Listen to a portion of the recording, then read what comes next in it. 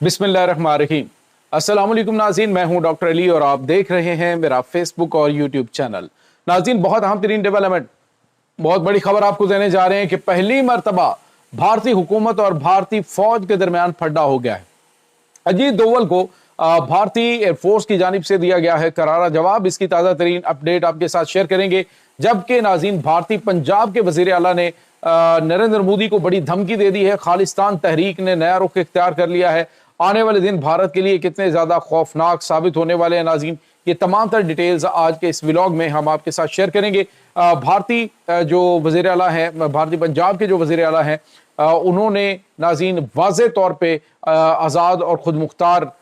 जो खालिस्तान है उसको बनाने के हवाले से एक बड़ा ऐलान किया है। इसकी ताज़ा तरीन अपडेट्स आप जानेंगे। वीडियो की तफसील में जाने से पहले अगर आपने हमारे इस चैनल को सब्सक्राइब नहीं किया हुआ तो आपसे गुजारिश है काइंडली इसको सब्सक्राइब कर लें और बेल आइकन को जरूर दबा दें ताकि हमारी आने वाली वीडियो सबसे पहले आप तक पहुंच सकें। नाज़रीन, हम आपके शुक्रगुजार हैं जो आप हमारे व्लॉग्स को देखने के लिए वक्त निकालते हैं और कमेंट सेक्शन में अपनी मोहब्बतों का इजहार भी करते हैं। नाज़रीन, इस वक्त सिचुएशन ये है कि पहले आपने देखा होगा कि इतने सालों में भारतीय फौज और भारतीय हुकूमत के दरमियान कभी कोई फड्डा नहीं हुआ है, लेकिन अब हालात ऐसे हो चुके हैं कि भारतीय हुकूमत मुसलसल जो झूठ बोल बोल कर आलमी मीडिया के ऊपर भारत को रुसवाई का सामना बार बार करना पड़ रहा है और बार बार रुसवा जो भारतीय हुकूमत कर रही है, इस पर अब भारतीय जो हुकूमत है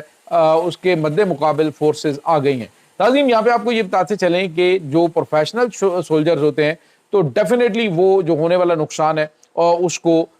एक्सेप्ट भी करते हैं और अब अगर शिकस्त हो तो शिकस्त को तस्लीम भी करते हैं। लेकिन इस वक्त भारत जो है वो दोहरा मयार लेके चल रहा है। एक तो वो कहते हैं जी हमारा नुकसान हुआ था, लेकिन दूसरी जानिब वो कहते हैं जी हमारा नुकसान दिखाओ, जिसकी डिटेल मैंने आपको मॉर्निंग वाले व्लॉग में दी थी। और नाज़रीन, यहाँ पे आपको ये बताते चलें कि अभी जो खबर हमारे पास आ रही है वो ये है कि भारतीय जो इस वक्त एयर चीफ हैं उनकी जो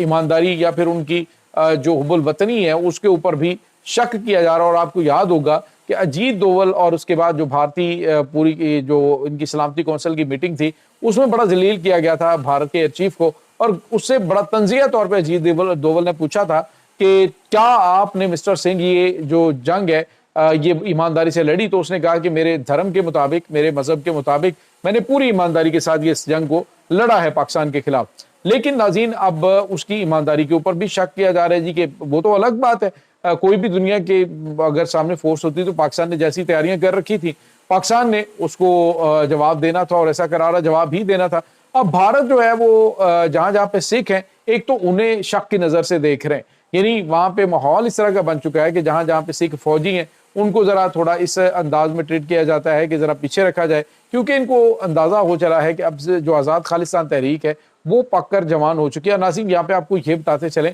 कि इसको ये तमाम की तमाम जो आज़ादी पसंद तहरीकें भारत के अंदर चल रही हैं इसको खुद पानी देने वाली भारत की मोदी सरकार है। खुद इनके इंतहा पसंद हिंदुओं के एजेंडे ने इनको मजबूर किया इस चीज़ पे कि वो अब अपने अलग अलग ममालिक का मुतालबा करें। अब जिस तरह से इन्होंने मुसलमानों को ये जो इन्होंने वक्फ बोर्ड का जो बिल था वो पास किया और उनकी तमाम तर जो है वो अरबों और डॉलर की जो ज़मीनें थी उनको हथियाया, और उसके अलावा आपने देखा कि इन्होंने जो खालिस्तानियों के साथ किया है ये जो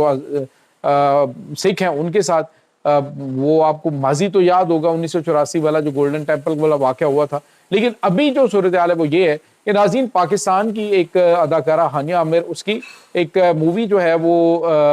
इंडियन जो पंजाबी सिंगर भी हैं उसके साथ एक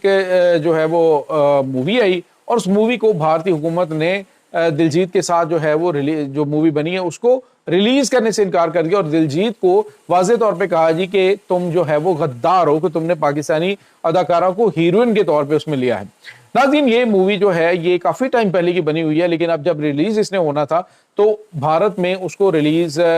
जो है वो करने से इनकार कर दिया, जिस पर भारत के वज़ीर आला जो है उसने पार्लियामेंट में भी खड़े होकर उसने कहा कि तुम हमें हुब्बुल वतनी के और हमें जो है वो गद्दारी के सर्टिफिकेट बांटोगे कि तुम जो है वो एक सिंगर है, कलाकार। उसने कहा जी पाकिस्तान को और हमारा कल्चर मिलता है, पंजाब का और हमारा कल्चर मिलता है, تو ایک جو اداکارہ ہے، یعنی ان کے اداکار جو ہے وہ ادھر کام کرتے ہیں، ادھر والے ادھر کام کر لیتے ہیں، تو انہوں نے کہا کہ ہمارا کلچر ایک ہے، ہماری زبان ایک ہے، تو ہم نے مل کے جو مووی بنائی تو اس پہ غداری کے سرٹیفکیٹ بانٹنا شروع کر دینا۔ اس نے کہا ہمیں تنگ نہ کرو۔ ساتھ ہی اس نے بھارتی حکومت کو دھمکی دی، اس نے کہا کہ 4 دن اگر ہم اپنی آئی پہ آگے، اس نے کہا جی اگر ہم اپنی آئی پہ آگے نا تو تمہیں بھوکا مار دیں گے۔ اس نے کہا جی تقریباً ہمارا 70% جو بھارت کے اندر جتنا بھی یہ جاتا ہے، یعنی اناج جو جاتا ہے، جو غلہ جاتا ہے، جو سبزیاں فروٹس جاتے ہیں، وہ ساری، اس نے کہا یہ پنجاب سے جاتا ہے اور پنجاب سے 70% خوراک وہاں پہ پہنچتی ہے، اگر ہمیں ستاؤ گے تو ہم تمہیں 4 دن میں بھوکا مار دیں گے۔ ناظرین یہاں پہ آپ کو یہ بتاتے چلیں کہ ایک سکھ کی جانب سے، وزیر اعلیٰ کی جانب سے، پھر ایک سکھ جو ہے وہ ان کے جس کو وایو سینا کہتے ہیں یا ایئر فورس کہتے ہیں، تو ان کے جو چیف ہیں ان کی جانب سے اجیت دوول کو کرارا جواب دینا، جس میں انہوں نے کیا تھا کہ انہوں نے کہا جی کہ ہمارے طیارے جو ہیں وہ گرائے نہیں گئے، تو جو انڈین ایئر فورس ہے وہ کہہ رہی کہ ہمارے طیارے گرے، اور اس نے کہا جی کہ جو ہمارے پائلٹس مارے گئے ہیں ان کو اعزازات دیے جائیں۔ بھارتی حکومت سے کہا جا رہا ہے کہ آپ جو ہے وہ جھوٹ مت بولیں۔ بھارتی حکومت جو ہے مسلسل پہلے تو جھوٹ بولتی رہی کہ ہمارا کوئی نقصان نہیں ہوا، اب جب حقائق سامنے آئے تو انہوں نے واضح طور پہ کہا کہ جو ہمارا فوجی نقصان ہوا ہے اس کو تسلیم کیا جائے، اور ہمارے جنگی طیارے گرے ہیں، اور ناظرین 6 جنگی طیاروں کے گرنے کے حوالے سے بات چیت ہوئی ہے، اور اب جو ہے اجیت دوول اور جو ایئر چیف ہے ان کے درمیان گرما گرمی کی خبریں آ رہی ہیں کہ اجیت دوول جو ہے وہ حقائق کو مسخ کرنے کی کوشش کر رہا ہے، اور جو بھی ان کے فوجی ہیں ان کی جو دی ہوئی قربانی ہے اس کو وہ ضائع کر رہے ہیں اور حقائق کو چھپا رہے ہیں۔ تو اس وقت فوج کے اور بھارتی حکومت کے درمیان پھڈا پڑا ہوا ہے۔ دوسری جانب جو سکھ ہیں وہ بپرے ہوئے ہیں جی کہ جہاں پہ سکھ موجود ہیں ان کے ساتھ کس طرح کا ہتک ہمیز رویہ اختیار کیا جا رہا ہے۔ ناظرین آزاد خالصتان تحریک جو ہے وہ بالکل اس وقت تیار ہے۔ جو ان کے وزیر اعظم ہیں،